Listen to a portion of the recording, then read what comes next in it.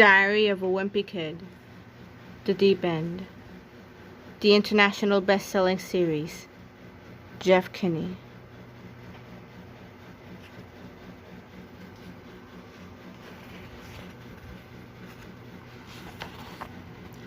The Diary of a Wimpy Kid series. 1. Diary of a Wimpy Kid. 2. Roderick Rules. 3. The Last Straw. 4. Dog Days. 5. The Ugly Truth. 6. Cabin Fever. 7. The Third Wheel.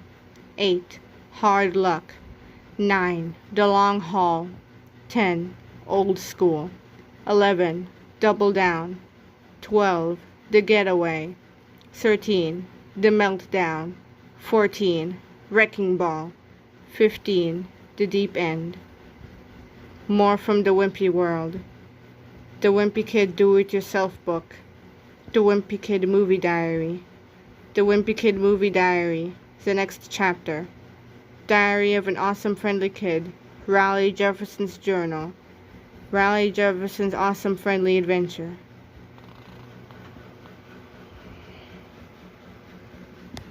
Diary of a Wimpy Kid, The Deep End, by Jeff Kinney. Amulet Books, New York. Publisher's note. This is a work of fiction.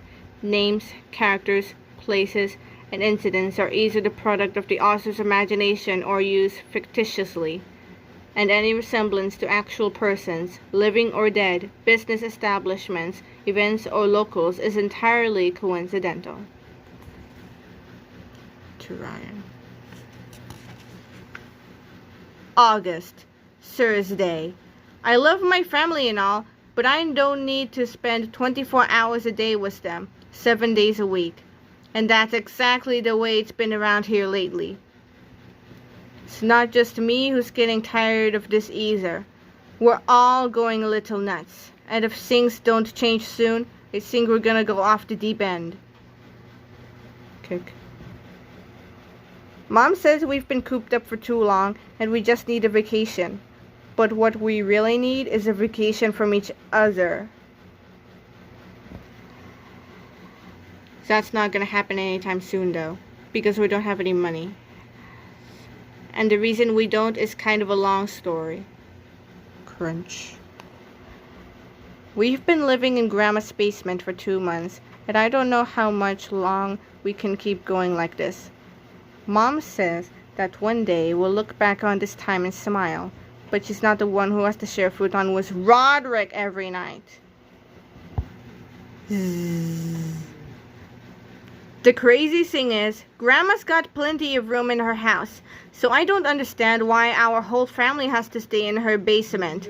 When we first got here, I called the dibs on the guest room, but Grandma said it was already taken. Grrr. I don't think Grandma's too thrilled we're living with her, because whenever her friends come over, she asks us to stay out of sight. Something that's making the situation a lot harder is that Dad is working from home this summer, which means he's always around. And whenever Dad has a meeting, the rest of us have to pretend we're not there. But that's not always easy to do, especially when you've got a 3-year-old in the family. Most of the time, I just try to keep myself busy. Grandma's got stacks of puzzles down in the basement, and I've done a few of them by myself. But Mom always lets Manny put in the last piece to make him feel important. Snap. If you ask me, I don't think Mom's doing Manny any favors by babying him. And it's gotten a lot worse since we started living at Grandma's. Sometimes after dinner, we'll play a board game as a family. But Manny can't handle complicated rules, so we always end up playing a game that doesn't require any skill. Age 3. Slides and rainbows. No tears. We have to go to bed before it's even dark outside because we're all on Manny's schedule. Those days, Manny's favorite bedtime story is a Noah's Ark picture book. It's about this guy who hears it's gonna rain for a really long time, so he builds a giant boat to ride out the storm with a bunch of animals. The illustrations in Manny's book are all cartoons, and they make it look like a flood that wiped out half the earth was kind of fun. But I guess if the drawings were more realistic, parents wouldn't buy it for their preschoolers. I've got some questions about the Noah's Ark story though. For starters, I want to know why Noah let venomous creatures like snakes and scorpions on board. Because if it was me, I would have used the opportunity to leave a few of those guys behind. Rumble. And then I would have used the extra space for more of the good animals. Like puppies and hedgehogs and those pygmy hippopotamuses. Lick, choo choo. Luckily, Noah didn't have to make room on board for whales and fish, because they would have taken up a ton of space. And they probably didn't even know the flood was happening to begin with. But it doesn't make a lot of sense that Noah let birds on the ark, since they could have just flown. And I bet he regretted that decision right away. You only hear about the animals that survived the flood. But sometimes I wonder if there were some cool animals that didn't make it onto the boat. Cheep! Pop, choo-choo, snort. So the way the story goes, after it rained for 40 days and 40 nights, it took 150 days for the floodwater to go back down. So that means Noah was stuck on the boat with a bunch of animals, plus his wife and 3 sons. And whenever I feel sorry for myself living in Grandma's basement with my family, I think about Noah and it makes me feel a little better. Kick, munch, munch. Mom keeps saying she's glad we're all together right now, because she feels like time has slowed down. I've noticed that too, but for me, it's not a good thing. Walrus. Something that's making the summer feel really long is that I can't go to my friend Raleigh's house, and that's because he's off on some big European vacation with his family. When Raleigh first told me about his family's plans, I tried to see if his parents might let me tag along, but I guess Mr. and Mrs. Jefferson aren't as sharp as I thought they were, because they never picked up on any of my hints. I'll bet your trip would be more fun if you had a friend along. Yep, wonder who might like to come. So now Raleigh's probably off having the time of his life while I'm doing 500 puzzle pieces in my grandmother's basement. I think Mom feels bad we can't afford to do something this special this summer, so she's been trying to make up for it. She says we can go anywhere we want if we just use our imaginations, but to be honest, that's not really doing it for me anymore. I think Mom's finally had enough too, because last night she called a quote-unquote family meeting after dinner to brainstorm ideas for vacations that we can afford. But the problem is, everyone's got their own idea of a good time. Dad wants to drive around and visit a bunch of Civil War battlefields and take part in a reenactment. But nobody else was crazy about putting on wool underwear in the middle of August. Rat-a-tat-tat. Manny wants to go to the animal safari, which we used to visit a lot when I was little. But the animals in that place always seem so sad, especially the donkey they painted to look like a zebra. Mom said we could save money by staying close to home and visiting places in our own community, but I've gone on enough school field trips to feel like I know this town inside and out. The only ones who could agree on what we should do were me and Roderick. We both voted to go to the Thrills and Spills amusement park, which would be cheap since Grandma got half-price coupons in the mail. Thrills and Spills, 1.5 price ticket. Plus, they just opened a new roller coaster called Track Jumper that's supposed to be totally insane.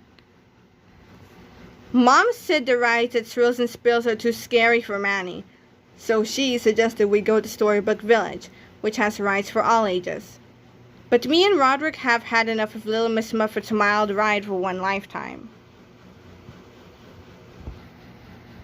Since my family couldn't settle on anything, I suggested we all go on our own vacations and do a slideshow of everyone's trips when we get back. Mom said the whole point of being on a family vacation is to do things together.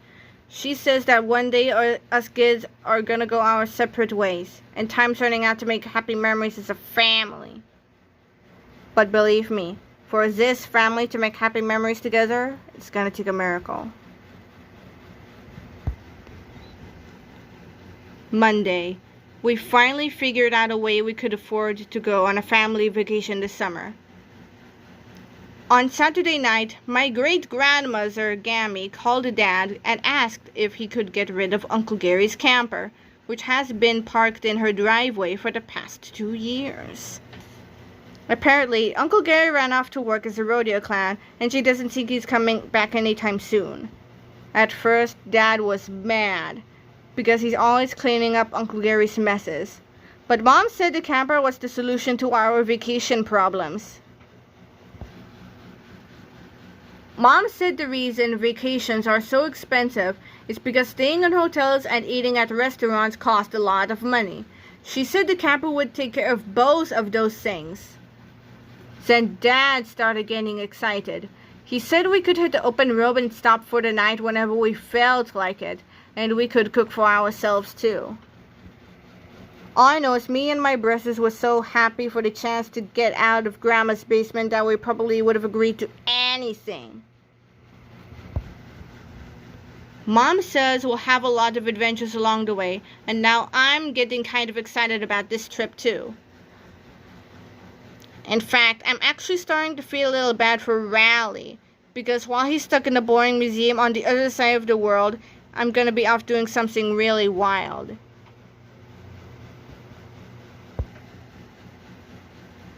For the past 2 days, we've been getting ready for our vacation, and I'm a little worried that Mom's hoping to turn this into an educational trip. Wildlife bingo. Free. But believe me, the last thing I'm planning on doing is any learning. Yahoo!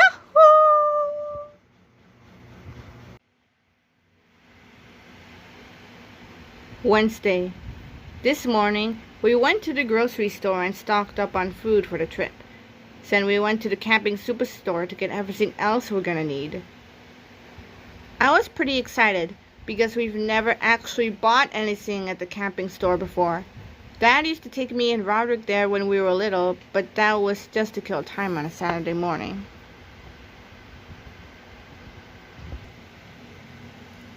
When we got to the store today, Dad went around and picked up some basic supplies, like lanterns and canteens and camping chairs. But I went straight to the section of the store with the high-end gear, because I figure, if we're really doing this thing, I'm gonna want to be comfortable. Glamping. I picked out an inflatable pull-out sofa and hiking boots with little fans built into the heels, plus a solar-powered blender that can make a cherry slushie in 30 seconds. Dad said those things weren't for serious campers though, and made me put them back. Dad said we're gonna quote-unquote live off the land as much as possible on this trip, and he picked out a few fishing poles. Well, I don't know about anyone else, but the only fish I'll eat comes in the shape of a stick. Manny and Roderick got really excited about the idea of catching our own food, so they went off to find their own gear. But Mom stopped them before they got too carried away. Roderick was pretty disappointed. I guess he was planning on doing some trophy hunting while we were on our trip, and was hoping to decorate a kitchen when our house is finished.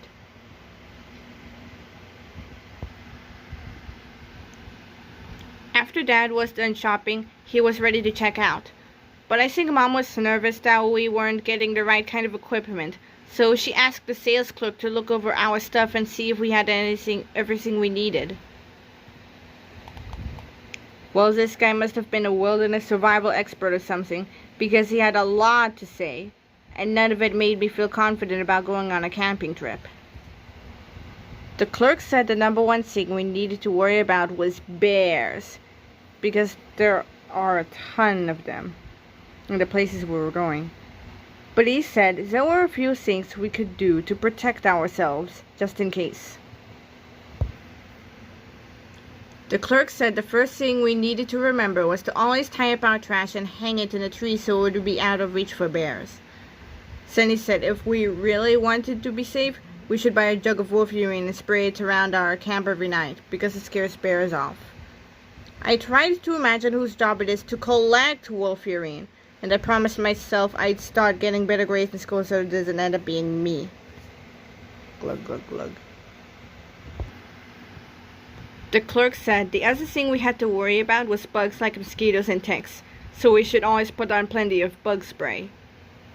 I was totally on board with that idea, because one time Albert Sandy told everyone at our lunch table about this kid who fell asleep outside and got sucked dry by a mosquito. And that sounds like a pretty bad way to go to me. I was starting to get a little nervous when the clerk told us everything else we needed. He said we had to have a first aid kit in case someone got injured, and waterproof matches in case our gear got wet. Plus, we needed a compass if we got lost, a snake bite kit if someone got bit, and a flare gun if things really got bad. Rattle, rattle.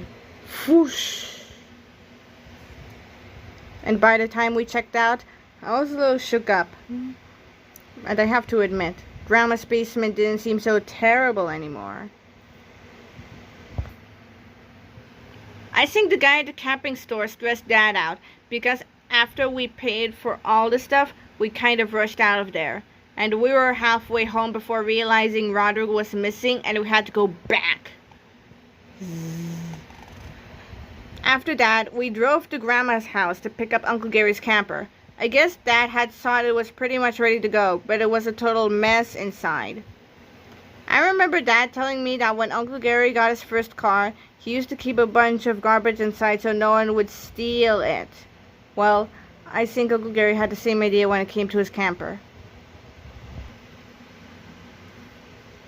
We spent the whole afternoon cleaning it out, and I wouldn't have been too surprised if we'd actually found Uncle Gary buried somewhere underneath all that trash. Shake, spray, toss. Once we got the junk out of there, we were finally able to take a good look around the camper. I could see how Uncle Gary was able to live in there for 2 years, because it had everything a person could need. So was a stove, a sink, a kitchen table, and a little refrigerator. Plus, so was a bathroom with a shower in it, and some extra space above the cabin for sleeping. We scrubbed everything down, but each time we thought we were finished cleaning, and we find something else Uncle Gary had left behind. And I don't mean to be rude or anything, but I seriously hope Uncle Gary has bought new underwear since he moved out. After Gammy gave us some sandwiches to take with us, we hit the road. Beep, beep. When we started off, Dad was super excited about the camper. He said since he could work anywhere he wanted now, we could live on the road until our house was finished, and maybe even longer. Then Mom chimed in. She said we could travel around the country and record our adventures, then become one of those families who gets famous on the internet. Getting around with the Heffleys, featuring Manny. Like, subscribe. I was actually starting to get into the whole RV lifestyle too. Mostly, I just thought it was cool that I could use the toilet while we were cruising down the highway. The only thing I didn't like about Uncle Gary's camper was that it didn't have seatbelts in the living area, which was a problem whenever Dad hit the brakes. Gah! Oof! When traffic slowed down, Mom let Manny sit in the front seat so he could feel like he was quote-unquote driving. But I think she realized it was a mistake when he started laying into the horn. Honk. It was cool being out on the open road and all, but after a while, everything started to kind of look the same. So me and Roderick went on our gadgets to pass the time. After an hour or so, Mom said we'd had enough screen time for the day and we needed to be off our electronics. Usually, when Mom tells us we've had enough screen time, we'll take a break. But as soon as she stops paying attention, we'll get right back on. And after a while, she'll get tired of fighting us and just give up, which is what we thought would happen today. Bleep, beep, blip! It turned out Mom wasn't messing around on the strip. When we got back on our devices, she put them in a clear plastic box that had a timer on top. Plunk. The second I saw that thing, I knew what it was, because I'd seen the ads in one of Mom's parenting magazines. The what? And screen time debates for good. Fits phones and most tablets. Bulletproof glass. Set timer from 10 minutes to 10 years. Mom set the timer for 2 hours, then went back to a seat up front. Whoever made that thing knew what they were doing, because me and Roderick couldn't figure out how to crack it. Bonk, rattle. Mom handed us some activities she'd created for the trip and said they should keep us busy for a while. But it wasn't that much fun playing wildlife bingo when we couldn't even identify half the animals we saw along the side of the road. After another hour or two of driving, Mom and Dad started looking for places to stop. There were some signs for scenic attractions, so Dad pulled over at the exit for a place called Culpeper's Ravine. Mom got all excited because she said we were like explorers who were about to see something new. But unfortunately, some other explorers beat us to it. Lot full. We couldn't find any parking, so we had to move along. And it was the exact same story for the next 3 places we tried to stop. I know I should feel lucky to be out alive at a time when there's modern medicine and smartwatches and peanut butter-filled pretzels. But sometimes, I wish I was born a little sooner so I had a chance to actually discover something. Because when you find something new, they name it after you. But by now, everything worth finding has already been discovered. And you wouldn't really want your name on any of the stuff that's left over. Greg Stitch. One time, the planetarium in our town had a fundraiser, and if you paid $10, you'd get a certificate that said a planet in some faraway galaxy was named after you. So Mom paid the $10, and I still have the certificate hanging on the wall in my bedroom. Planet H1b9932 in the Your Sirius galaxy will hereby be known as Planet Greg. But when Mom filled out the form, I wish she'd put my first and last name on it. Because now, some random Greg could get it to my planet before I do and say it's his. That's it, our mistake was that we were going to places everyone knew about, and if we got off the main road, we might find something special. So we took a detour and kept our eyes peeled for anything that looked like it was worth stopping for. And sure enough, after we took a few more turns, we found a crystal clear lake with nobody else in sight. The air conditioning in Uncle Gary's camper wasn't working, and everyone was ready to cool off. So we got into our bathing suits and took a dip in the lake. It took a second before I realized something wasn't right. I noticed a million shimmering objects just beneath the surface, and my mind went to piranhas. I'm pretty sure everyone else's did too. Splash, sploosh, splish. I was almost to the shore when I felt a bunch of tiny mouths nibbling me. Shriek! I thought I was being eaten alive, and by the time I made it out of the water, I was surprised to be in one piece. Or almost in one piece. I had a scab on my knee when I got into the water, but by the time I got out, it was totally picked clean. Just then, a truck pulled up, and the 2 guys inside looked mad. Vroom. That's when we found out the lake we were swimming in was a fish hatchery. Silver Lake Fish Hatchery. I think those guys were about to call the cops on us for trespassing, and we didn't want to stick around to find out. So we piled into the camper and Dad stepped on the gas. Vroom.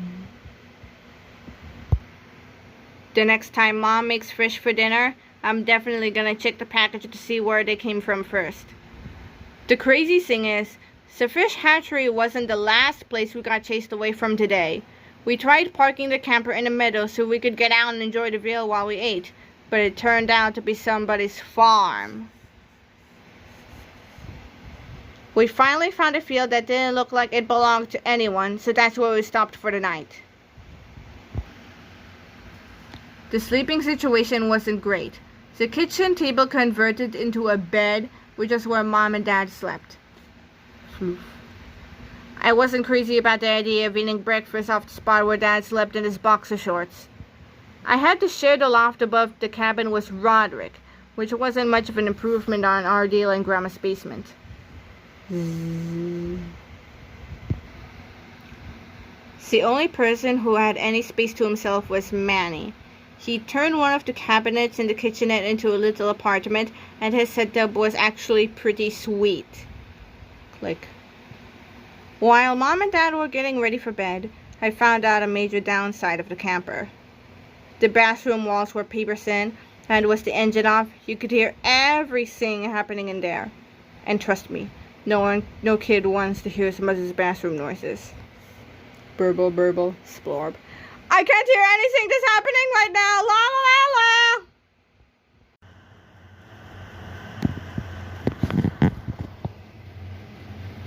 Thursday. It turns out the little place we stopped for the night was a public park.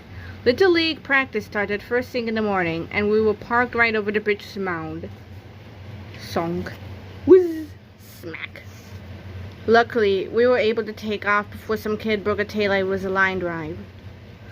Mom said she didn't want to repeat of yesterday and asked everyone to think of something we could do that was guaranteed fun. And that's when I remembered the billboard I saw the day before. The billboard was for this place called the Family Adventure Center. Usually, whenever the word family is part of something, it's a warning to stay away. But the pictures on the sign made me think this place could be different. Family Adventure Center. We had to backtrack about 2 hours to find the Adventure Center, but it didn't really matter since we weren't really headed anywhere to begin with. I have to say, this place was pretty cool. There were a million activities and I wanted to do them all. But everything had an age and height requirement, and Manny wasn't tall enough to do any good activities. Mountain Bear says, "You must be this tall to ride." The only activity Manny was big enough for was the fun float, where you drifted down the river in inner tubes. So that's what Mom signed us up for. Tubing Center. Inner tube rentals. I really wanted to do something more exciting, like rock climbing, but Mom was dead set on us all doing something as a family. Mom said the fun float would be relaxing, and after we put on our life jackets, we grabbed a cooler and a few other things from the camper to take with us on the river. Row, row. After our experience with the fish farm yesterday, I wasn't crazy about getting into the water again, but there were a bunch of other people doing the fun float too, and I figured if there were any piranhas in the river, they'd go for them before they'd go for me. I have to admit that once we got going, it was kind of relaxing. Maybe even a little too relaxing. Roderick fell asleep while Dad answered work emails and Mom checked in with Manny's pediatrician. His stool seemed a little runny. Should I add more fiber to his diet? So no one was really paying attention when we hit a shallow part in the river and came to a complete stop. We had to take our tubes out of the water, and it wasn't fun walking across a bunch of sharp rocks in our bare feet. Once the river got deeper, we put the tubes back in the water, but my inner tube must have got punctured in the shallow part because it was losing air. So I took Manny's tube and we emptied the ice out of the cooler so he could use that. Glug, glug. I thought the trip was gonna take 20 minutes, but it had already been 2 hours with no end in sight. And we really slowed down when we got stuck behind a big group of people jamming up the river. I hit the warm spots in the water, and I've been in enough baby pools to know what that meant. So when the river got wider, I paddled my tube around those guys to try and get out of their wake. Splish, splosh. Unfortunately, I went a little too far and ended up in a part of the river where the water was really rough. And a few seconds later, I got tossed from my inner tube. It was actually pretty scary. The water was moving fast, so I pointed my feet downstream to make sure I didn't crack my head open on a rock. I called out for help, but the people around me had the music up too loud to even notice. Help! My family tried to save me, but it turns out they're totally useless in an emergency. Bonk. Up ahead, people were pulling their inner tubes out of the river in the landing area, so I tried to paddle myself over there. But the water was moving too fast, and I was getting pulled downstream. My family got out of the river, and Dad was yelling and pointing at something near me. So that's when I saw a big branch hanging out over the water, and I grabbed it. For a second, I thought everything was going to be okay. Then I noticed something drifting away from me and realized it was my bathing suit. A lifeguard from the adventure center started wading out after me with a life preserver, and I knew if I just kept hanging onto that branch, she'd rescue me. But all I could think of were the people in my landing area who were about to see me without my bathing suit, and Roderick was already recording me with his phone. So I decided the best move was to let go and take my chances. Luckily, the water wasn't as rocky downstream, but it was still moving fast. By the time I was able to drag myself onto the shore, I must have been a quarter of a mile from the landing area. And I never did find my bathing suit, but thankfully I found it cooler.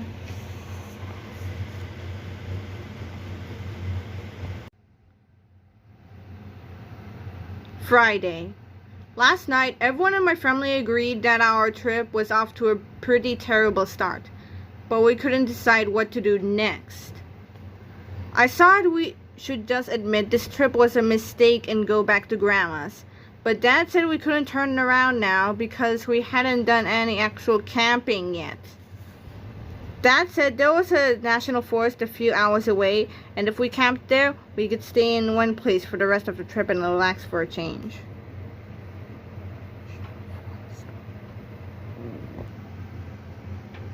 I wasn't crazy about going off on our own, but I knew how the rest of the summer was going to play off if we went back to Grandma's basement now. I didn't feel great about camping in the wilderness, but Dad said if we got into any trouble, there were rangers who could help us out, and that made me feel a little better. So we spent the night in the parking lot of the adventure center, and first thing in the morning, we headed for the national forest. The ranger at the entrance told us it hadn't rained in a few weeks, so the risk of fire was really high. Then she gave Dad a map and a pamphlet with tips on how to camp responsibly. The forest was big, so it took a while for us to get to our campsite, and we didn't see a single human being on our way in. The campsite was actually really nice. There was a lot of space for the camper, and we were right next to a little stream. After we set up our hammock and chairs, we kicked back and enjoyed being out in nature. At least most of us did. After a few minutes, Mom asked what our quote-unquote plan was, and Dad said this was the plan. Tap, tap. Blip, blip, bleep. Mom said we couldn't just sit around all day, and we needed to do something active, like go on a nature hike or something. But that sounded like a lot of work to us guys, especially after a long drive. So Mom said if we were all gonna laze around, she was gonna put our electronics in the vault for the rest of the trip. And that was enough to get us moving. Mom pulled out the map and found a trail that was nearby. And before we headed off on the hike, she told everyone to fill up our canteens and put on bug spray. But I was a lot more worried about bears than bugs. I remember that the guy at the camping store said if you saw a bear out in nature, the best thing you could do was make noise to scare it away. Luckily, Uncle Gary left some pots and pans under the sink in the camper, but I wasn't gonna wait until we spotted the bear to start making a racket. Clang, clang. Everyone got annoyed with me pretty quick, and Mom told me I needed to bring the cookware back to the camper. She said I could catch up with them farther down the trail, and I was actually fine with that, because that stuff was pretty heavy anyway. Plus, I was starting to wonder if the noise might actually attract the bears, because whenever I hear pots and pans, I'm thinking dinner. After I put the cookware back in the camper, I turned around and got back on the trail. I thought if I hurried, it might take me 10 minutes to reconnect with everyone, but then I ran into a problem. The trail split, and I didn't know which way my family went. I figured the odds were 50-50, so I headed left. But I walked for a long time without finding them and figured I must have picked the wrong path. So I went back to the place where the fork in the trail was, and that's where I hit another snag. I was all turned around and couldn't remember which path was the one I hadn't taken yet and which one led back to the camper. And I couldn't tell which was which because to me, every tree and rock looked the same. That's when I started to get worried. I remember the guy at the camping store saying that sometimes bears will use human trails because it's easier than walking through the brush. So I really didn't feel good about hanging out in the middle of an intersection. I've read that a bear's sense of smell is 1,000 times better than a human's. So when I pulled out the container of lip balm I had in my pocket, I practically started hyperventilating. Organic honeybee lip balm. I decided to get off the trail, which turned out to be a dumb move, because once I was off the path, I couldn't find my way back. My mind started racing, and I thought about what would happen if I was lost for good. I've read stories about human beings who got cut off from civilization and were raised by wolves. I didn't know if there were any wolves in this forest, but there were plenty of squirrels. Chitter, chitter, chitter, chitter. Luckily, my family found me before things could get too crazy, because in another hour or two, I might have been too far gone. Gobble, smack. When we got back to camp, Mom asked Roderick to check me for ticks, since I'd been off the trail. He looked me over and told me I had a huge tick right in the middle of my back. Roderick said the tick must have been on me for a while because it looked like it was about to burst, and I almost passed out when he showed me the picture he took on his phone. It turns out it was just a joke, and the picture was something Roderick found online.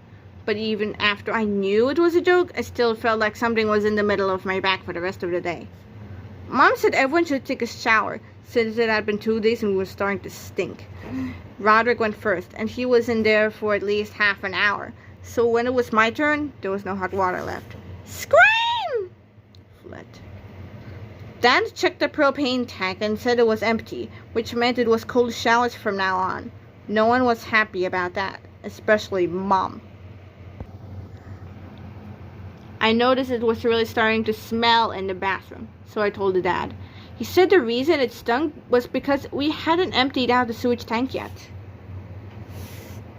To be honest with you, I didn't even think about what happened to our waste in the camper. Back home, when you flush the toilet, everything gets magically whisked away to some faraway place. But in a camper, you're actually carrying that stuff around with you. If I had known that beforehand, I'm not sure I would have agreed to go on this trip.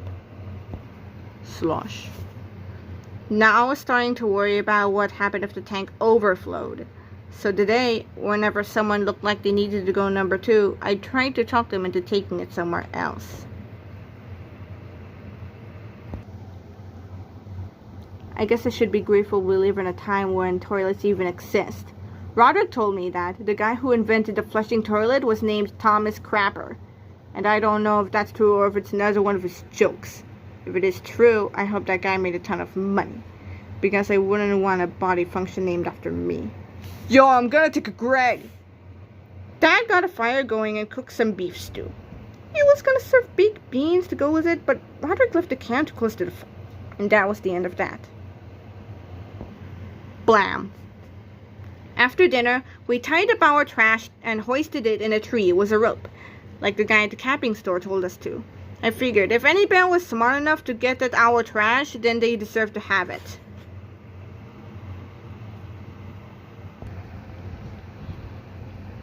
By now, it was dark out, and Mom said we should turn in for the night. But Dad said the best part of camping was sitting around a campfire under the stars. That got Mom all excited, and she tried to get us to join in on a song that she said she learned at summer camp when she was a kid. But the rest of us aren't real big on sing-along, so we just waited for Mom to wrap it up. John Jacob Jingleheimer Schmidt, his name is my name too. After that, Dad brought out some marshmallows and we found some long sticks. While we were roasting our marshmallows over the fire, Dad got all serious. He told us that a long time ago he went camping with his dad, and they met a crusty old ranger who told him a crazy story. The ranger said he used to have a beagle named Matilda, and she'd follow him wherever he'd go. But then this one night, the ranger made a fire, and he saw a weird creature with glowing red eyes prowling around the edge of the camp. Matilda chased after the creature, and the ranger tracked her deep into the woods, but the only trace of the dog was a broken collar lying on the ground. Dad said that every night the ranger would sleep in his cabin alone, hoping Matilda would find her way back to him. And on nights just like tonight, when there was a crescent moon, he'd hear the howl of a beagle deep in the woods.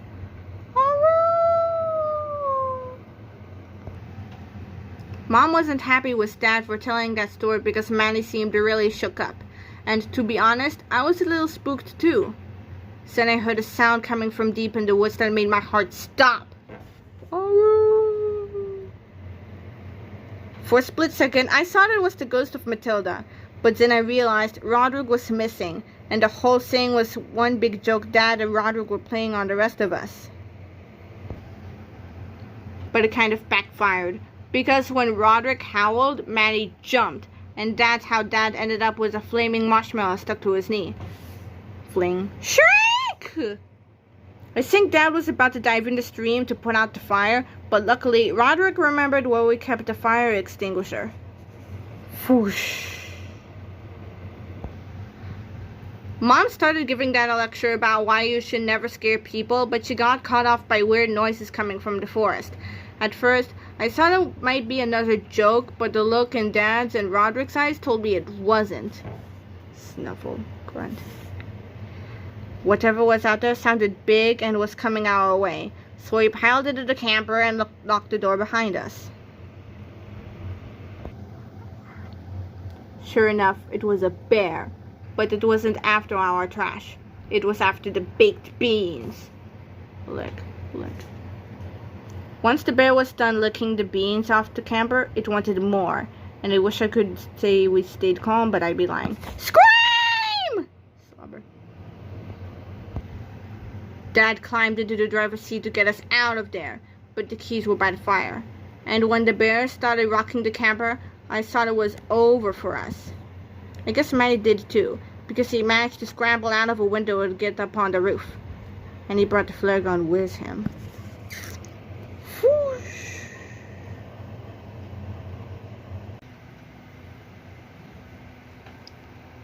Saturday. Last night, the light from the flare scared off the bear, so when the ranger arrived at our campsite, we didn't really need to be rescued anymore. By then, our biggest problem was the marshmallow burn on Dad's knee. The ranger said it was totally reckless for us to shoot off that flare, because it could have started a forest fire. Then she said we were gonna have to leave the park first thing in the morning. Well, that was fine with me. We lasted one night in the wilderness, and I didn't think we could survive another. Vroom. When we left the park this morning, I was really looking forward to getting back to Grandma's basement. I knew we'd have plenty of hot water and no bears. But Mom wasn't ready to go back home just yet. She said the reason we had a bad time camping was because we were too isolated, and if we went to a place where there were other people, we'd have more fun. Mom told us she'd heard of these RV parks where they have all sorts of activities for families, and everything you need is in one place. Then she started looking up nearby RV parks and found one that had potential. Welcome to paradise. Campers Eden. Luxury campground. 42 acres of well-manicured grounds just off the highway. Accommodations for all budgets. Affordable family fun. Pet-friendly. Check out our swimming pool. What caught my eye was the word luxury. After getting a taste of quote-unquote real camping, I was ready for something a little more upscale. I knew from Sunday school that Eden was another word for paradise, so that sounded promising. The way I remember it, Adam and Eve got kicked out of the Garden of Eden because one of them was tempted to eat an apple from a forbidden tree. If it was me, I wouldn't have given up paradise for a piece of fruit. It would have been for something good, like a Twinkie. It took most of the day to get to Campers Eden, but when we crossed over the bridge and got our first look at the place, I could see why they named it the way they did.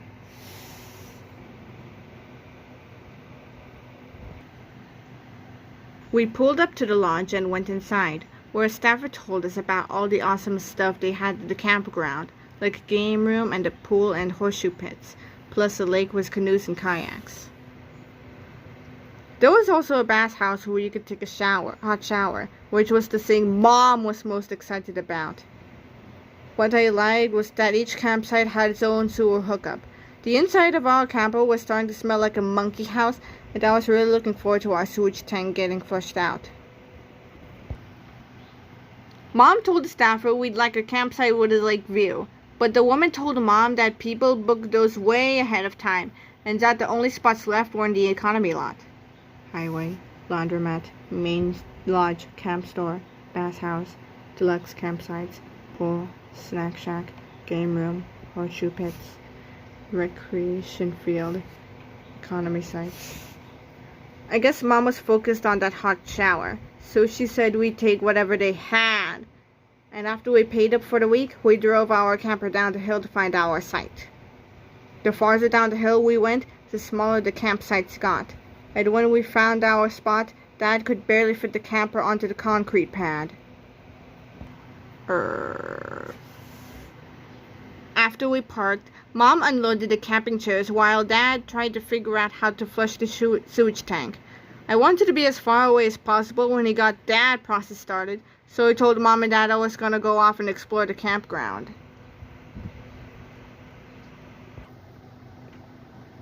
I wanted to check out the game room, so that's where I went first. There were a few arcade machines in there, but nothing I was really interested in playing. Blam, blam. They had a pool table, but from what I could tell, it didn't have any actual balls. Swap. I checked out the swimming pool next, and that was kind of a disappointment too. It was full of little kids, and the parents weren't even keeping an eye on them. Nowadays, kids wear these floaty vests, so they don't even have to learn how to swim. It's not like when I was growing up when you had to learn the hard way. Swim! Some of the little kids drifted out into the deep end, which was a problem because people were doing cannonballs off the high dive. Sploosh. There was no lifeguard on duty, so everyone was pretty much doing whatever they wanted. I didn't really feel safe going in the pool, so I decided to relax in the hot tub instead. But that's when I found out that this place wasn't joking around about the quote-unquote pet-friendly thing. There was a snack shack in the pool area, and the laundromat and bathhouse were close by. I wanted to kill a little more time before I went back to our camper in case Dad wasn't done emptying out the sewage tank, so I explored some of the other campsites to see what they were like. The nicest ones were the deluxe campsites that overlooked the stream. Those people had satellite dishes and fancy grills, and they had actual lawns that they took care of. Check. I could tell the deluxe campsite people didn't like us economy guys hanging around their properties, though, so it didn't stick around long. Snip. The spots farther down the hill weren't as nice, but each row was kind of like its own little neighborhood. One of the rows had a bunch of older people in it, so I'm guessing that was the area for retirees. A few rows down were families with little kids. Some of the rows had seams, and people went kind of crazy with the decorations. A few people didn't have full-sized campers, and I felt grateful that Uncle Gary hadn't left us one of those instead. Some other people didn't have campers at all. So was one campsite that looked like it had a full motorcycle gang in it. And I was glad we didn't end up as neighbors with those guys. But it might have been worse if we ended up in the pet-friendly row, because that area was a total zoo. Bark, bark, ruff, ruff, chirp, meow. I could tell when I was getting closer to the economy row because the campsites were packed a whole lot tighter, and people had to make the most of the space. Toss. When I got back to our campsite, Dad was cooking hot dogs on the grill. I wanted to ask him if he washed his hands after doing the sewage hookup, but I thought he might get annoyed with me. Mom was trying to get to know some of our neighbors, but they seemed like the type of people who like to keep to themselves. Once Dad was done cooking, we sat down at our picnic table to eat. But the people on the other side of us were playing cornhole on their roof, and somebody up there had lousy aim. Splap. While we were cleaning up the mess, I told Mom and Dad I thought coming here might have been a mistake. But Mom says sometimes it's hard getting used to a new place, and I just needed to give it a chance. Since she reminded me that we hadn't even visited the lake yet, which should be the best part. I was about to say something else when I got interrupted by a noise coming from the direction of the main lodge. It sounded like one of those air raid sirens you hear in a war movie when enemy bombers are approaching, and it put me totally on edge. Our next-door neighbors seemed nervous too, and they gathered up their stuff to take inside their camper. When Dad asked what the siren was for, our neighbors said it meant there was a skunk on the property, and everyone needed to get inside in a hurry.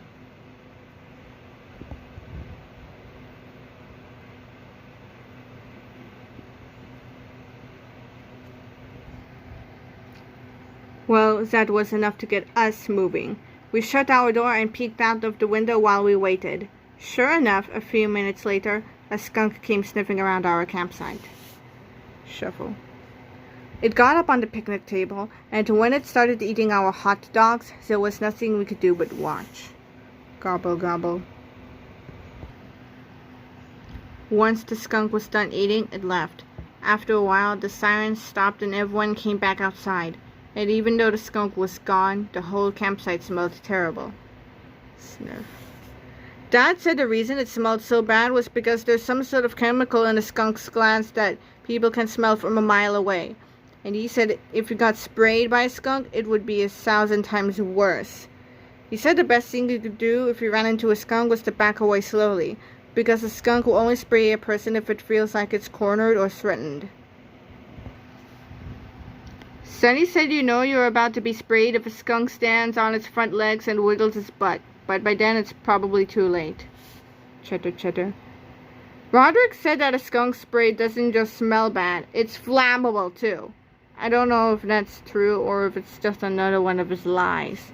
If it is true, then once skunks figure out how to light matches, us human beings are in big trouble.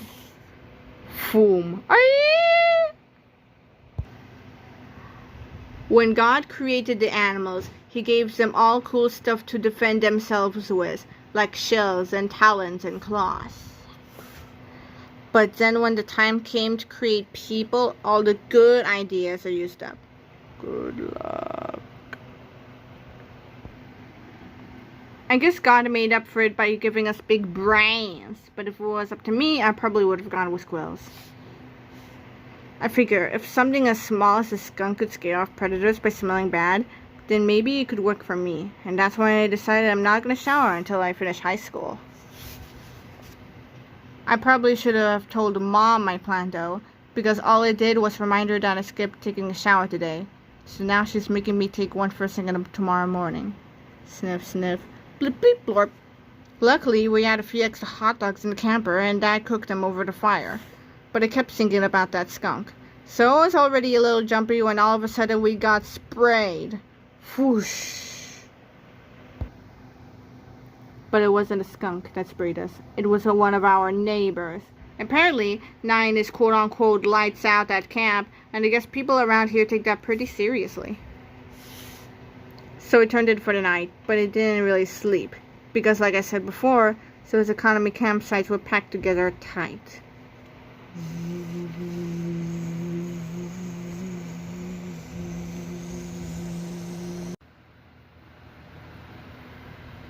Sunday. It turned out the whole camp was early to bed, early to rise. We didn't even need to set our alarm clocks because our neighbors let us know it was time to get up. Believe it or not, some guy was doing wood carvings at his campsite.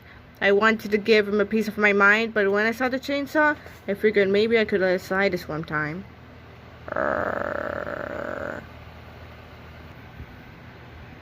After Dad got out of bed, he started cooking pancakes and eggs on the griddle. Mom was just getting back from the bathhouse and she gave me the scoop on how things worked up there. She said you had to pay for the shower or his quarters and gave me a few. Then she told me that I needed to stop by the laundromat and move our clothes from the washer to the dryer. I really didn't like the idea of taking a shower in a public building. When you live in a house with your family, the bathroom is the only place you can get any privacy. So when I'm in there, I'm in my own little world. And once that door's locked, I can do anything I want. Are you almost done in there? Jiggle. I'm flossing! But sometimes I get myself in trouble in the bathroom. Once I almost broke my ribs when I was pretending to be Spider-Man in the shower. Gah! Slide. When I arrived at the bathhouse, the line was already wrapped around the building, and I got to know my fellow campers a little better than I wanted to. Scritch, scritch. I figured the line would split at the entrance, and guys would go one way and girls would go the other.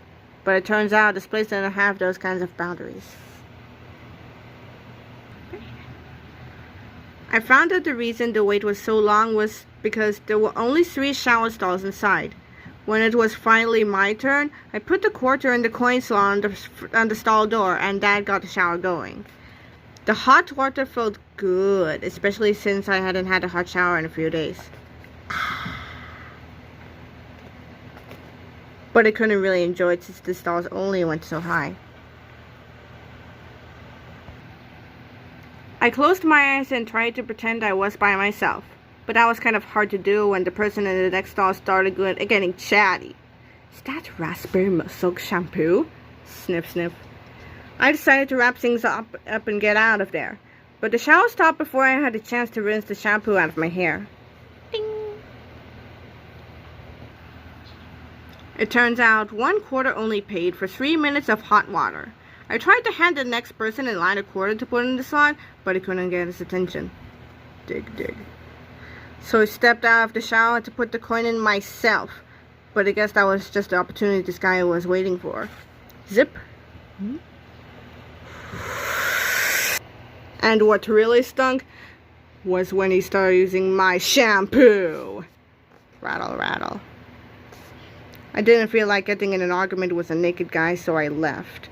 But some soap suds got in my eye and I could barely see where I was going. Luckily, I found my way to the laundromat where there was a sink, and that water was free. Once I finished rinsing the shampoo out of my hair, I started looking for our clothes. But someone had taken them out of the washing machine and dumped them on the floor so they could put their clothes in. After I put our clothes in the dryer, I decided I was going to stick around the washing machines and find out who dumped our stuff on the floor when they came back to get theirs. But when I saw who it was, I thought maybe I could let things slide one more time.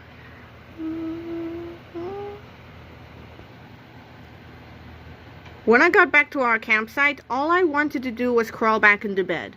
But Mom said we were all going down to the lake and I needed to put on my bathing suit. I reminded her that I didn't have a bathing suit anymore, and I was hoping that would get me off the hook. But Mom said Roderick had a spare, even though I'm not a fan of wearing someone else's clothes. I knew there was no point in debating her about it. I figured if we splashed around the lake for a few minutes and acted like we were having a good time, Mom would be satisfied and let us go back to camp. But she brought her camera with her, and that always complicates things. This summer, Mom's been spending a lot of time on social media, and whenever she sees how perfect her friends' families look, it makes her jealous. So Mom always puts us in these awkward poses to make it look we're having a good time too. But there must be something wrong with my family because we can never get our act together. Bzz-ack! The lake looked calm and peaceful when we first saw it from the bridge, but today it was a whole different scene. I was expecting the lake to be clear like the one at the fish hatchery, but it looked dirty to me, and that's probably because people weren't just using it for swimming. Brush, brush. Scrub, scrub.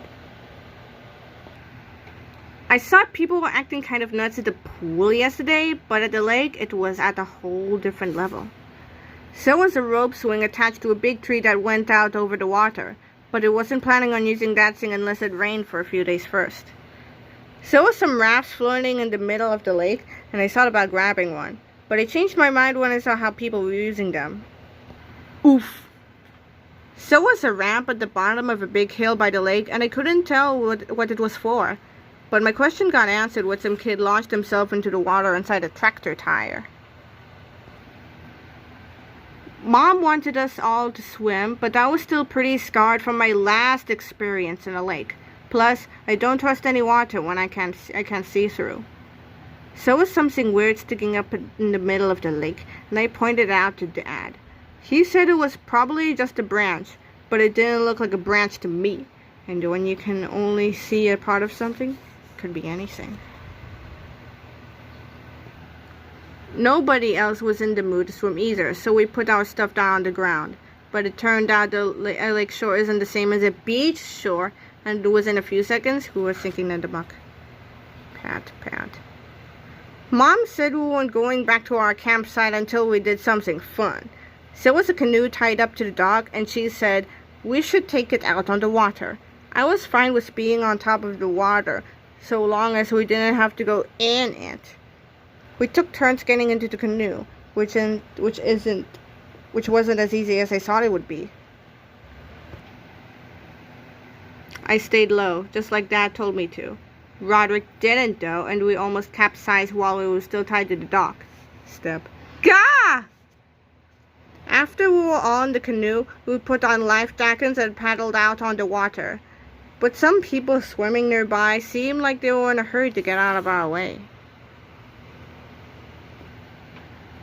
Then we found out why. As soon as we got to the middle of the lake, something big landed right next to our canoe, and a second later there was another splash. Sploosh. Some teenagers up on the hill had turned a hammock into a giant slingshot, and they were using us for target practice. I guess that explained why no one was using the canoe. We tried to paddle back to the dock, but the guys on the hill were getting more and more accurate with each shot. Fling! Splash. I guess Roderick didn't want to get hit, so he decided to abandon ship. And that was a problem for the rest of us, because now we were unbalanced. Sploosh! Our canoe capsized, and somehow me and Dad ended up underneath it. At first I thought it was a good thing, since we were protected from those watermelons. But I changed my mind when we took a direct hit, because it was like being on the inside of a drum. Clong. Me and Dad ditched the canoe and swam for the dock, and we have to move fast, because now we were out of range, so the guys on the hill were skipping their shots. Splish. We pulled ourselves onto the dock, where we were safe. Mom was upset because her camera was ruined, but I didn't really want my picture taken right at that moment anyway. Pant, pant, pant, pant, Monday. I think Mom realized we'd had a little too much family time yesterday, because this morning she said everyone could go do their own thing. I was planning on relaxing for once, but Mom had other ideas. She said this camp was full of kids my age, and this was the perfect opportunity to branch out and make new friends. I told Mom I wasn't really in the mood for socializing, and there wasn't any point in trying to make new friends since I'd never even see any of these people again. But Mom said some of her best friends to this day are people she met at summer camp when she was my age. I told Mom it's different from when she was growing up, but it's a lot harder to make friends with strangers nowadays. But Mom said she could help me with that. I was hoping Mom would just drop it, but 10 minutes later, a group of boys passed by our camper carrying fishing poles, and before I could stop her, Mom started in with the introductions. I know someone who would love to join in your summertime fun. Luckily, these kids didn't beat me up the second Mom stepped away. They said they were going down to their fishing spot and I could come with them if I wanted. I'm not really big on fishing, but I figured I'd just go along with these guys to make Mom happy. I recognized a few of them from the pool, and on our way down to the stream I learned their names. Everyone was calling the smallest kid Juice Box, and he seemed to be the one in charge. The kid with the inner tube was Big Marcus, and I couldn't tell if he was wearing that thing for fun or if he couldn't actually get out of it. The tall skinny kid was Weevil, and the boy with the shaved head was called Doo-Doo. I don't want to be mean or anything, but that boy really lived up to his nickname. Sniff, sniff. A few other kids joined us, and they all had nicknames too. So I guess that's a thing around here. Fivehead, Cutter, Regular Marcus. Juice Box asked me my name, and I figured since everyone else was using made-up names, I might as well too. Jimmy Dogfish. The stream was pretty shallow in this spot, so I didn't see how these guys were going to catch any fish. But I found out the real reason they came here wasn't to fish. It was to talk, and they argued about everything. The first topic was which superhero would win in a fight, and that turned into a conversation about which superpower was best. And somehow that turned into a debate about what kind of animal you chose to fight if you were sentenced to death.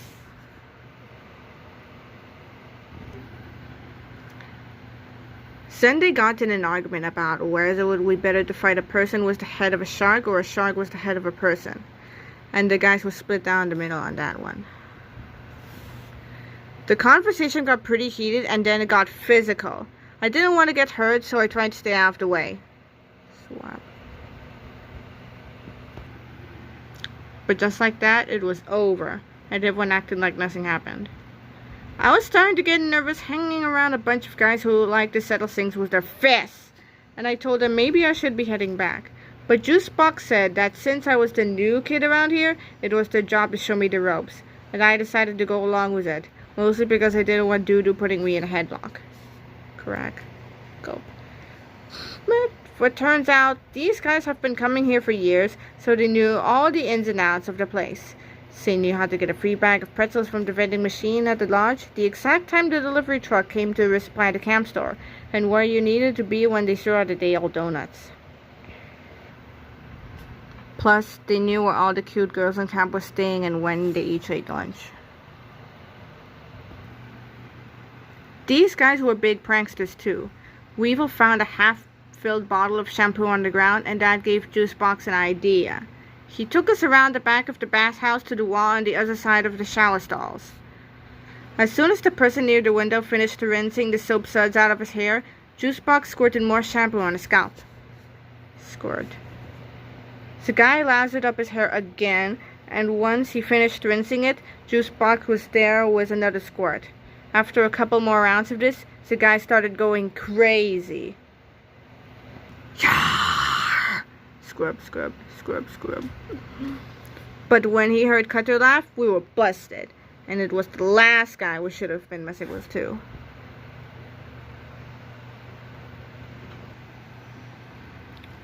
Luckily, Juice Box and his gang knew all the good hiding spots on the campground, so he laid low behind the snack shack until the coast was clear. I never really had a group of friends before, and I was starting to have fun. The guys wanted to go down to the field by the lake and play some games. I figured they wanted to play something normal like kickball or freeze tag, so I went along with them. But these guys had their own idea of fun. And most of the games involved someone getting hit by a ball or getting tackled, and sometimes both at the same time. Yelp! Spap. Fling. The last game we played was Red Rover, where everyone makes a human chain and tries to keep one person from getting through. But Big Marcus was unstoppable, and we got pretty banged up. Bounce. It seemed like everyone was ready to wrap things up for the day, but that's when something fell from the sky. Splat. It was those teenagers on the hill, launching watermelons from the hammock. We ran for cover underneath the shed where they kept the kayaks, and that's where Juicebox told me what was going on. He said that every time him and his gang played in that field, the teenagers bombarded them with watermelons. And I really wish someone had mentioned that to me before I agreed to come down there. Splop. But Juicebox said that today, him and his guys were ready to strike back. They'd stashed a bunch of water guns in one of the kayaks, and they had some serious firepower in there. Everyone chose a weapon for themselves, but since I was the new guy, I picked last. I wasn't crazy about picking a fight with a bunch of teenagers anyway, so I told the guys I really needed to be getting back to my family. But Juicebox said I was one of them now, and we were all in this fight together. I probably should have walked away then, but I didn't want to let these guys down. We gathered around Juicebox, and he showed us his plan. He said somebody needed to volunteer to be the decoy on the lake so the rest of us could sneak up on the teenagers from behind. Teens, ambush team, hill, lake, decoy. Nobody wanted to volunteer, so we took a vote, and that's how Big Marcus got chosen. And that was good news for me, because I got his water gun. Big Marcus paddled out to the middle of the lake, and sure enough, the teenagers opened fire as soon as they saw him. Splash, sploosh. And that's when the rest of us made our move. Splurge. We let loose with everything we had, and by the time our water guns were empty, those teenagers were totally drenched. But they wished Juicebox had put a little more thought into the next step of his plan, because all we really did was make those guys mad.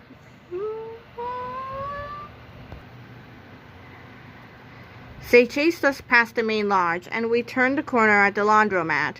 I thought they were gonna catch us for sure, but Big Marcus picked the perfect time to rejoin the team. Boing. That bought the rest of us extra time, and we used it to reload our water guns from the soda dispenser at the snack shack.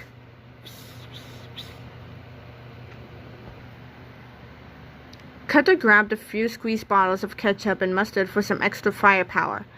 So when the teenagers arrived, we were ready for them. Splurk. And I don't know if it was the soda or the ketchup that did it, but a few seconds later, the snack shack was full of bees. Shriek!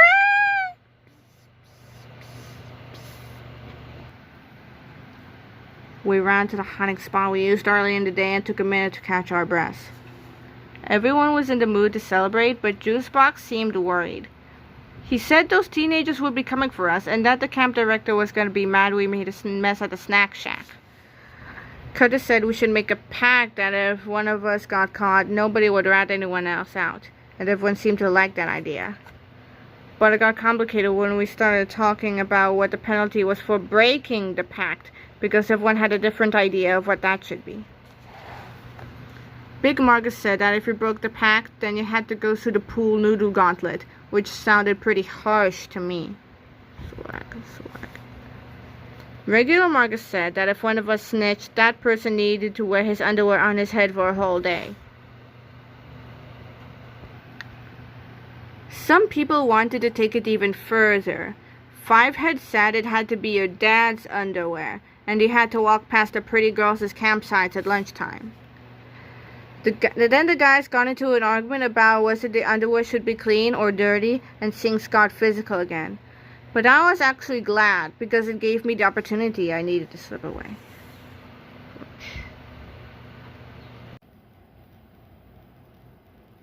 Tuesday. Thankfully, Mom didn't have any big plans for us today, because after everything that happened yesterday, I really just wanted to lie low for the rest of the trip. Mom went to the camp store to pick up some groceries for dinner, and when she came back, she was all excited about a flyer she'd picked up at the main lodge. Tonight, pool party, food, games, music, guaranteed family fun. Nobody else was crazy about going to a pool party, but Mom said this could be just the thing to turn our trip around. We all knew that once Mom gets an idea in her head, there's no talking her out of it. Plus, it had been really sticky and hot all day, so I figured it would be nice to cool off for a few hours. Mom forgot to get plastic utensils at the store, so she sent me up there with some money. I was a little nervous one of those teenagers might spot me on the way, so I wanted to get there and back as quick as I could. But I stopped when regular Marcus headed out to me when I passed by the place we hid yesterday. Psst. Regular Marcus told me that this morning these posters started appearing all over camp, and he showed me one he took from the laundromat. Ice cream sundae party. Trade in your squirt gun for a free ice cream sundae. The second I saw the poster, I knew it was a trick. I told regular Marcus that the people who run this place were just trying to catch the kids who trashed the snack shack, and they were using ice cream as bait. I told him not to fall for it and to tell the other guys not to either. But he said it was already too late, because when the first posters went up, Juicebox and the other guys had headed straight for the lodge with their water guns. Regular Marcus said he would have been with them, but he had to go back to his camper to grab a squirt gun, and by the time he got to the lodge, the doors were already locked. Jiggle, jiggle. So regular Marcus climbed up on a recycling bin to look through the window and see what was going on, and what he saw wasn't pretty. It turns out there was no ice cream at all. The camp director told the guys they were going to have to scrub every inch of the snack shack tomorrow morning and use toothbrushes to do it. I guess Juicebox didn't like the sound of that, so he told the camp director the whole thing was a big misunderstanding. He said him and the other guys got roped into the fight, and the guy that started it all was still on the loose.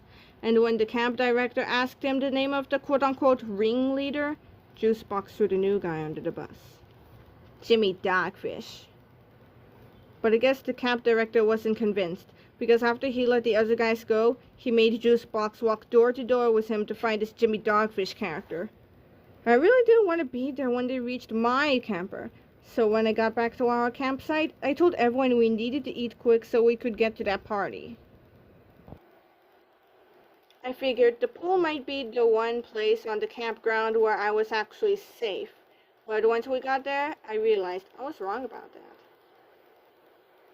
It seemed like the combination of loud music and nighttime was making people a little extra crazy, and it wasn't just the kids this time, it was the grown-ups too. A bunch of dads had turned the shallow end into a giant whirlpool. And somebody had to grease the slide, so people were coming off that thing at 100 miles an hour. Splosh, splish. So was a movie playing on the screen at the deep end of the pool, and whoever chose the film probably should have picked something that was a little more family-friendly. Scream! Mom wasn't even paying attention to what was going on in the pool. So there were a bunch of activities in the grassy area, and she wanted us to participate in everything. We entered the balloon puppy relay as a family, but we came in last place since Manny didn't have enough body weight to burst the first balloon. Bounce. Blap. Mom made Dad enter the beer belly contest, but he didn't even make it past the first round.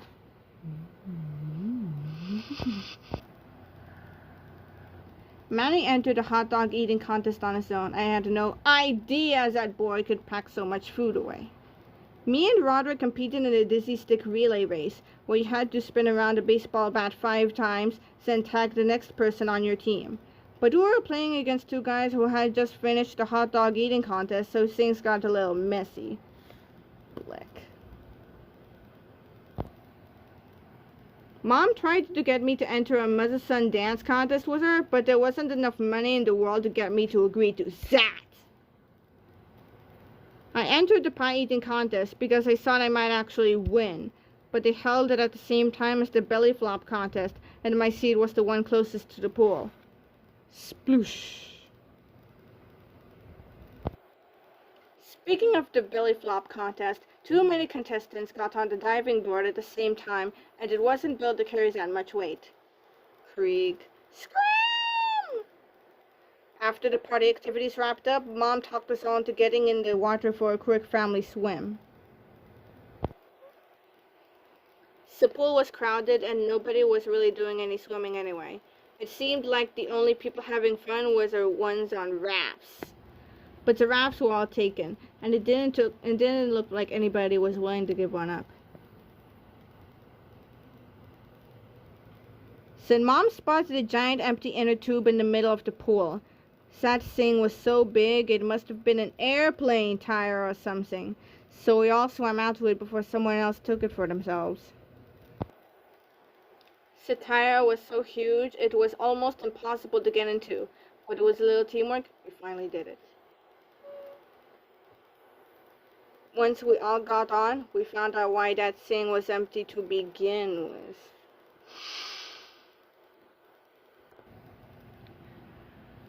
After we got tossed from the giant inner tube, Mom was done with the pool party, and I felt bad because I knew how much she wanted tonight to be special. A lot of other people were starting to clear out too, but there was still a few stragglers coming into the party, and some of them looked familiar.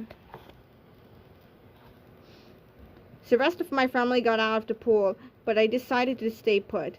I didn't know if those teenagers would recognize me or not, but I wasn't willing to take any chances.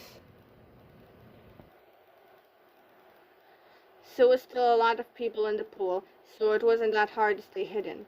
But when those guys stepped in the water, it got harder for me to stay out of sight.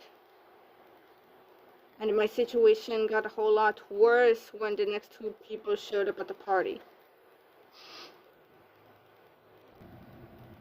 I knew the camp director was looking for me, so I decided to go in the only direction I could, which was down.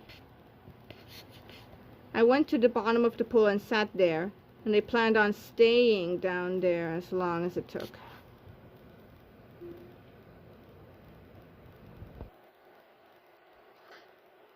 I was actually starting to run out of oxygen when something weird happened. There was a flash of light, like someone took a picture underwater, and then everyone started getting out of the pool. 10 seconds later, it was empty except for me, and that's when I came to the surface.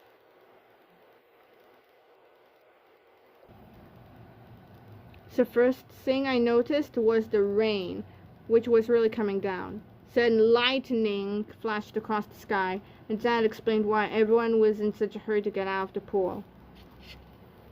The teenagers and juice box were long gone, and so was my family. I really didn't want to get electrocuted, so I figured I'd better get out of there too. But I left the pool area and headed for the camper.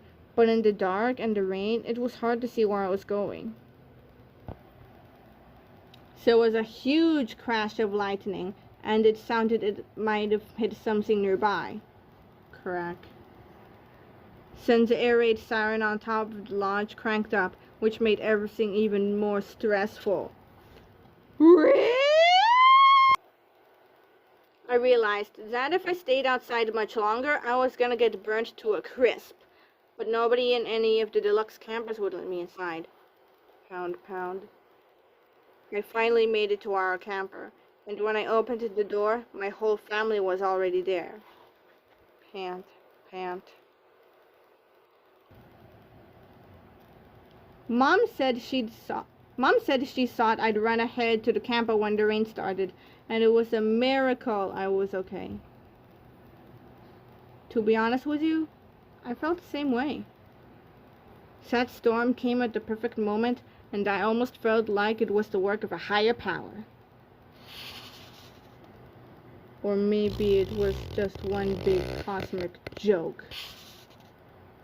Because if there's one thing I learned tonight,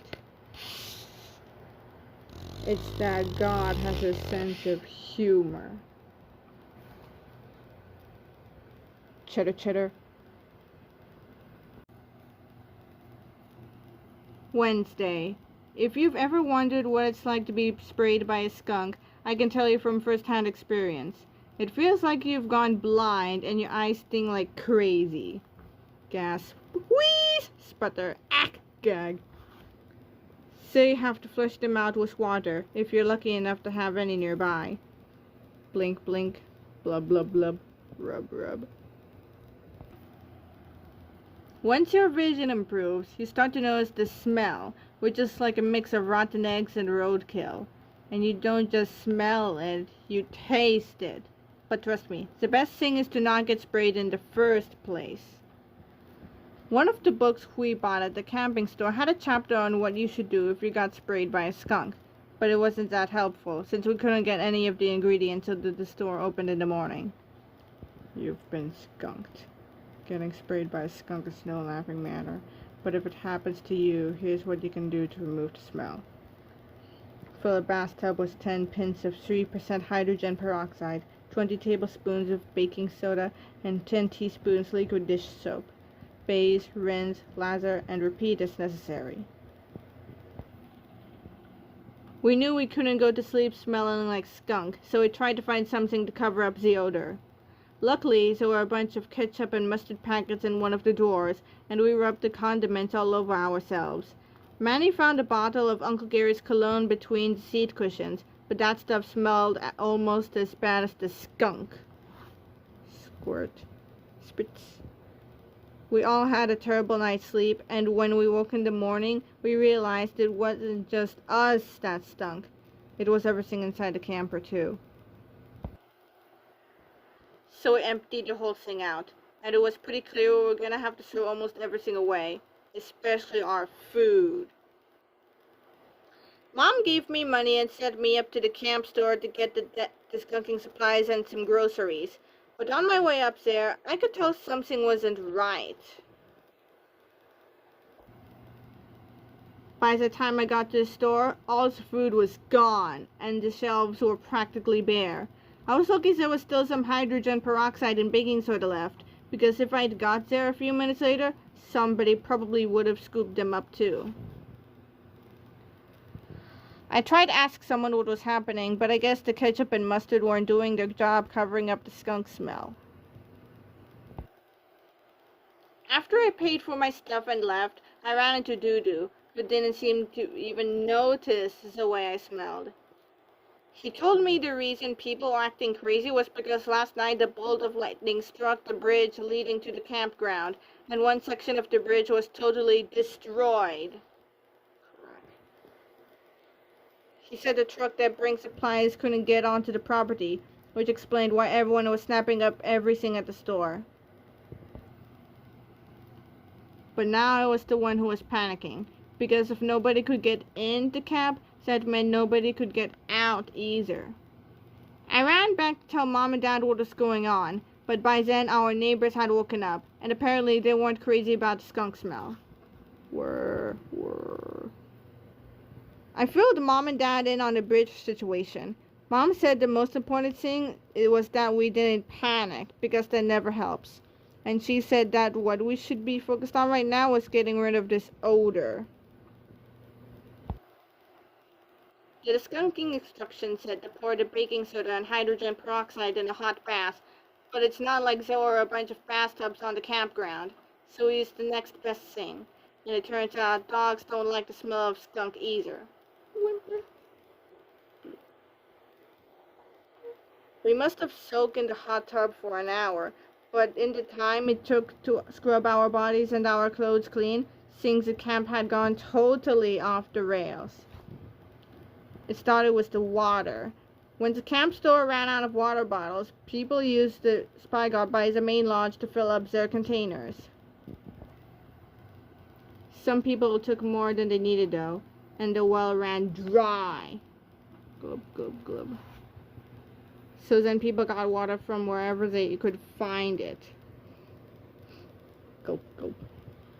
Things got really ugly when people ran out of the coins they needed to operate the showers. So now quarters were like gold, and I heard about a woman who sold her wedding ring for 75 cents. Some people got frustrated they couldn't get their hands on any coins, so they raided the arcade. Toss. Jingle. People hit the laundromat next, and I knew this whole place was gonna stink after everybody ran out of clean clothes. Eventually, someone got the bright idea to get the water directly from the plastic tank above the bathhouse. Splurt. The tank fell off the roof and rolled down the hill, where it leaked out half the water before coming to a stop at one of the horseshoe pits. Then the other half emptied out into the sand. Blub, blub, blub. Now people were really freaking out and tried to save what they could, but the horseshoe pit turned into quicksand, and a few people actually had to be rescued. Around dinner time, everyone started getting hungry. Some people had enough food to last them a few days, but everyone else was counting on getting their groceries from the camp store. So things started to get a little crazy. A bunch of people raided the snack shack, and one person stole a giant bag of food from the pet-friendly area. The animals must have got the sense that things were getting out of control, so they banded together. And when one of our neighbors fired up their grill to cook some hamburgers, a pack of dogs made its move. A few people ate the leftover hot dogs from the pool party, and the teenagers from the hill salvaged some of their slingshot ammunition down at the field. Chew, gobble, smack, lick. I was more nervous than hungry. People do crazy things when they're desperate, and I had no idea how bad things would get, so I kept my shirt off to show everyone that I didn't have a lot of meat on me. The other thing I was worried about was the weather. Dad's phone said another storm was coming tonight, and that was the last thing this place needed. Emergency alert. Flash flood warning in effect until 9 a.m. Mom said everyone was overreacting, and that by morning someone would repair the bridge and everything would go back to normal. But when night fell, things at the campground got a whole lot worse. And when one of the deluxe campers got tipped over by people who thought they were hoarding canned food and toilet paper inside, Mom finally admitted things were serious. Now we all wanted to get out of this place, but nobody could figure out how. And that's when I thought of the stream. I remember there was one part that was really shallow, and I said we might be able to drive the camper over the rocks and get to the other side. I thought everyone would say my idea was stupid, but when a camper 2 doors down got tipped over, we were ready to try just about anything. Whomp. We didn't want to call a lot of attention to ourselves by turning on the engine, so we pushed the camper off the pad and down the hill. And once we got it going, the camper really started moving. The only problem was we forgot to attach the sewer line before we got rolling, and it made a giant mess on our site. Splurp. But there was no going back now, and when the camper started picking up speed, we all climbed on board. We coasted to the bottom of the hill, where the lake emptied into the stream, and when we were far enough away from everyone else, it seemed safe to start the engine. We kept the headlights off because we didn't want anyone to see us, but that made it tricky to find a shallow spot in the stream. By now, it had started to rain, and it was coming down pretty hard. But when we turned the headlight back on, I finally found a place where the stream was shallow. Dad put his foot on the accelerator. We edged out slowly, and for a minute it looked like we were gonna be able to make it all the way across. Splash. But once we got to the middle of the stream, there was an awful sound, and the camper ground to a halt. Screech! We were stuck on a giant rock, and something got knocked loose from the bottom of the camper. I'm not an expert on cars or anything, but whatever that thing was, it looked like it was pretty important. But it turned out that was the least of our problems. The rain was getting a lot heavier, and all of a sudden the stream wasn't so shallow anymore. Now our sewage hookup was underwater, and it didn't take long for the system to back up. Blush. The mess in the bathroom overflowed into the main living area, and we scrambled to keep off the floor. We knew we couldn't stay inside the camper, so we tried to get out. But by now, the water in the stream was moving so fast, it wasn't safe to leave. The camper was filling up with water, and we had to climb even higher. Roderick pulled himself onto the roof first, and then helped the rest of us up to safety. But once we were all on the roof, the camper started to turn. By now, the stream was overflowing, and the camper lifted free from the rock it was stuck on. 5 seconds later, we were drifting downstream.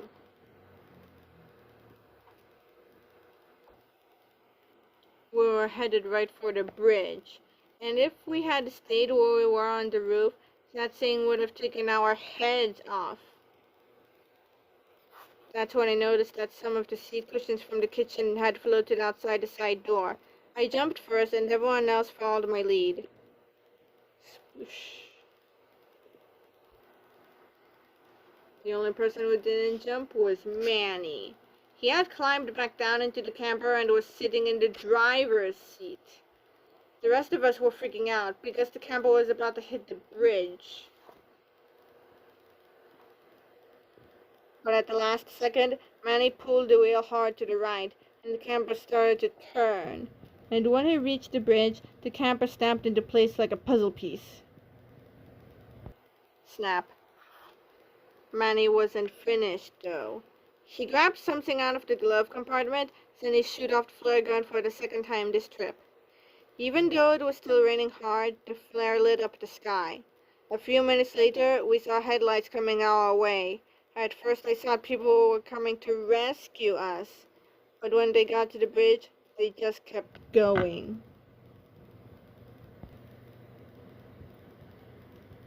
It took a full hour for all the vehicles to cross out to the other side. Rumble. Rumble.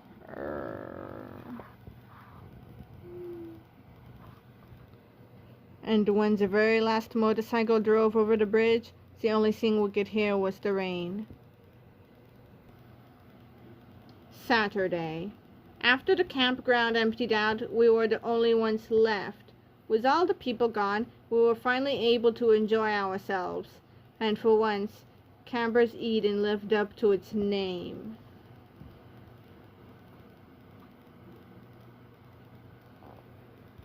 So all it took for this place to turn into paradise was for everyone else to leave. 2 days after the storm, the delivery truck came back to supply the camp store, and that night we ate like kings. We had the whole lake to ourselves too, and since the water was nice and deep, we actually had fun.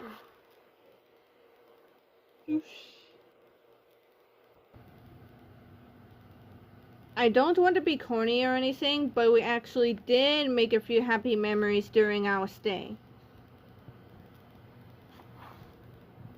But I just want to point out that I was right, because it took a miracle for it to happen.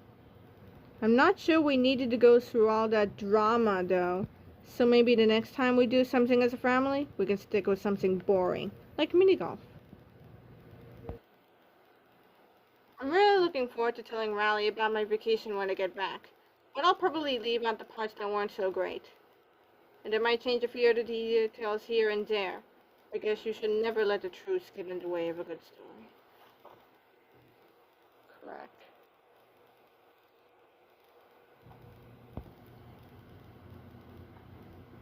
Acknowledgements. Thanks to all the fans who have made my dream of becoming a cartoonist a reality. Thanks to my wife, Julie, and to my whole family for cheering me on through deadlines. Thanks to Charlie Cockman for being my partner in crime for all these years, and for your dedication to making great books. Thanks to everyone at Abrams, including Michael Jacobs, Andrew Smith, Hallie Patterson, Melanie Chang, Kim Lauber, Mary O'Mara, Alison Gervais, and Elisa Gonzalez. Thanks also to Susan Van Meter and Steve Roman. Thanks to the Wimpy Kid team, Shaylin Germain, Vanessa Jedrage, and Anna Cesari. Thanks to Deb Sandim, Kim Havens, and the incredible team at An Unlikely Story. Thanks to Rich Carr and Andrea Lucy for your outstanding support. Thanks to Paul Sennett for your expert advice. Thanks to Sylvie Rabineau and Keith Flea for everything you do for me. Thanks to Roland Poindexter, Ralph Milero, Vanessa Morrison, and Michael Musgrave for bringing fresh excitement to the Wimpy world. As always, thanks to Jess Bryan for your friendship and support. About the author. Jeff Kinney is a #1 New York Times bestselling author and a 6-time Nickelodeon Kids' Choice Award winner for favorite book. Jeff has been named one of Time magazine's 100 most influential people in the world. He is also the creator of Pop Tropica, which was named one of Time's 50 best websites. He spent his childhood in the Washington, D.C. area and moved to New England in 1995. Jeff lives with his wife and 2 sons in Massachusetts, where they own a bookstore, An Unlikely Story.